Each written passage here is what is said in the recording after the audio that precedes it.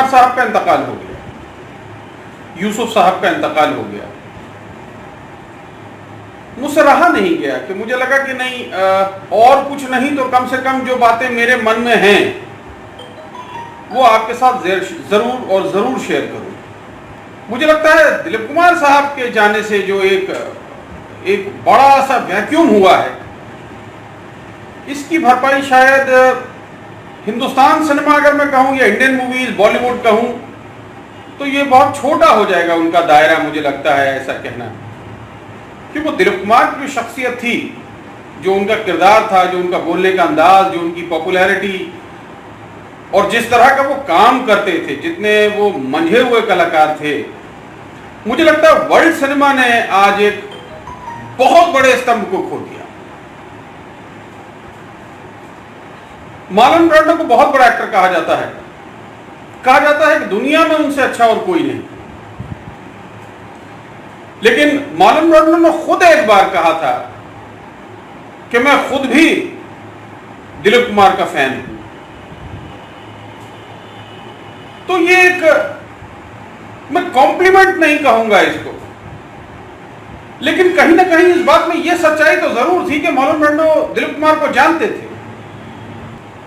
लेकिन दिलीप कुमार जैसी शख्सियत थी, लॉरेंस ऑफ अरेबिया जैसी फिल्म को, लॉरेंस ऑफ अरेबिया, जिन्होंने लॉरेंस ऑफ अरेबिया जैसी फिल्म को ना कर दिया था सिर्फ इसलिए कि उस फिल्म में उनको लीड रोल नहीं दे करके उनको सेकंड लीड का रोल मिल रहा था। और उन्होंने कहा कि मैं जिस जगह से आता हूं वहां के लोगों को बहुत दुख होगा कि अगर मैं कहीं और जाकर के किसी और भाषा में, किसी और जुबान में फिल्म करूं और वहां सेकंड लीड करूं। तो इतना सोचने वाला, इतना अपनी नफ्स पर कंट्रोल करने वाला एक ऐसा इंसान था दिलीप कुमार। उनके हर सीन, उनकी फिल्म को अगर आप देखेंगे, एक एक सीन, कम से कम 3-4 सीन तो मैं आपको इस वक्त बता सकता हूं, और मैं आपसे उम्मीद करूंगा कि आप उस फिल्म को देखें, जाकर उस सीन पर तवज्जो दें जो मैं आपको बता रहा हूं आज, जिसकी तरफ मैं आपको खींच रहा हूं, आपका ध्यान केंद्रित कर रहा हूं। उस सीन की तरफ आप उसको कभी जाकर के देखें, अगर उस फिल्म को आप देखते हैं तो। जैसे अमिताभ बच्चन की एक फिल्म थी, अमिताभ बच्चन की और दिलीप कुमार की फिल्म शक्ति। शक्ति फिल्म आप लोगों ने देखी होगी कई बार, सैटेलाइट चैनल का जमाना है, हजारों बार वो आती है, कभी इस चैनल पे कभी उस चैनल पर। मुझे नहीं लगता कि ऐसा कोई सीन होगा जो उसमें आप लोगों ने मिस किया होगा, लेकिन मैं आपका ध्यान किस तरफ खींचना चाहूंगा। देखिए, बहुत मामूली सी बातें होती हैं ये, लेकिन किसी एक्टर को समझने के लिए, उसकी गहराई को समझने के लिए, उसकी डेप्थ को समझने के लिए जरूरी होता है कि उन सीनों पर आप थोड़ा सा ध्यान दें।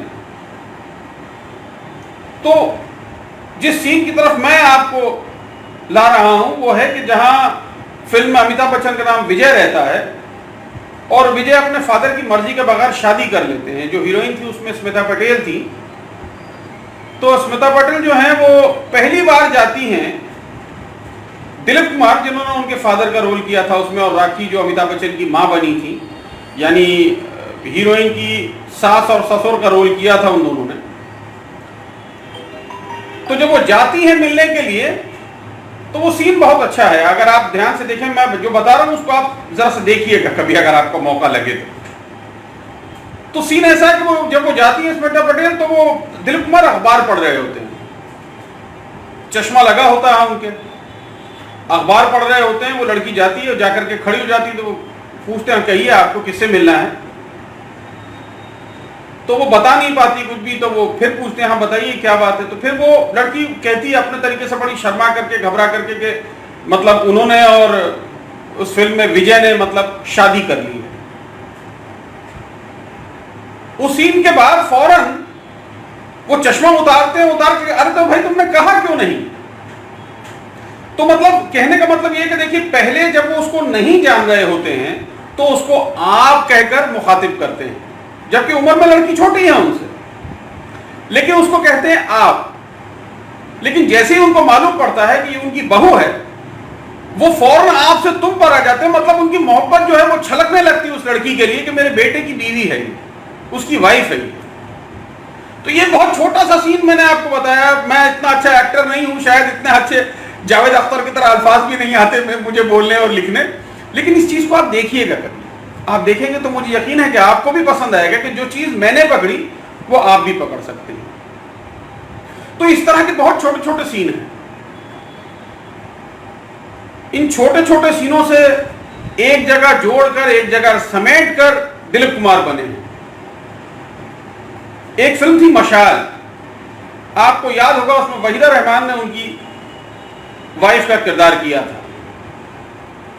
अब अगर आप उस फिल्म को देखें और उस सीन की तरफ जहां मैं आपको ले जा रहा हूं, सीन पर थोड़ा सा ध्यान दें, तो आपको लगेगा आपने एक और अजूबा और बेहतरीन अभिनय का प्रदर्शन वहां देखा दिलीप साहब के साथ। मैं कहूंगा कि उनकी एक्टिंग का सीन था जहां पर घर से उनको निकाल दिया जाता है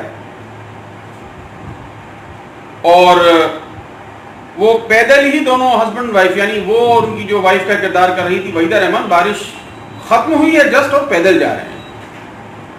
उनकी वाइफ की तबीयत खराब हो जाती है अचानक रास्ते में,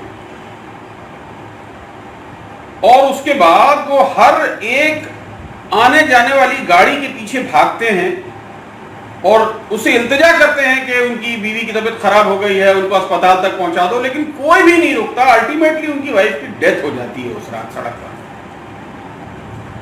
ये सीन आप देखिए, अगर आपने नहीं देखा है देखिए, और अगर आपने देखा है, अगर आपने देखा है तो आप याद करिए क्या मैं सही कह रहा हूं। तो ऐसे इस तरह के हजारों लाखों सीन मैं आपको इस वक्त गिना सकता हूं, आपको बता सकता हूं। बहुत सारी चीजें ऐसी जो कॉपी हुई उनकी, बरसों बरस होती रही, आज तक होती रही। बहुत सारे लोग बहुत बड़े बड़े स्टार बन गए सिर्फ उनकी कॉपी करके। तो एक ऐसा स्तंभ आज हमने खो दिया। मेरे पास और अल्फाज नहीं हैं उस कमी को बताने के लिए जो आज देश ने नहीं दुनिया ने खो दिया शायद। बस इसके आगे और मैं कुछ नहीं करूंगा। बहुत शुक्रिया।